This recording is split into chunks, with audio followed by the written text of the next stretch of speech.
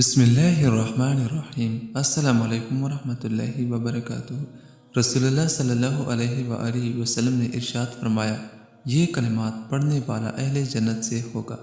اگر آپ چاہتے ہیں کہ ہم اہل جنت سے ہو تو رسول اللہ صلی اللہ علیہ وآلہ وسلم کے فرمان کے مطابق یہ کلمات اور یہ دعائیں ضرور پڑھا کریں۔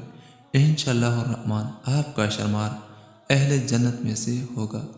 حدیث مبارکہ ہے کہ جس نے اس پر یقین رکھتے ہوئے اس کو دن میں پڑھا اور اس دن دنیا سے رخصت ہو گیا تو وہ اہل جنت میں سے ہوگا، اور جس نے اس پر یقین رکھتے ہوئے اس کو رات میں پڑھا اور اس رات میں دنیا سے رخصت ہو گیا تو وہ جنتیوں میں سے ہوگا، اور وہ یہ ہیں جو آپ نے پڑھنے ہیں: لا الہ الا اللہ واللہ اکبر، لا الہ الا اللہ وحدہ، لا الہ الا اللہ لا شریک له، لا الہ الا اللہ له الملک وله الحمد، لا الہ الا اللہ ولا حول ولا قوة الا باللہ۔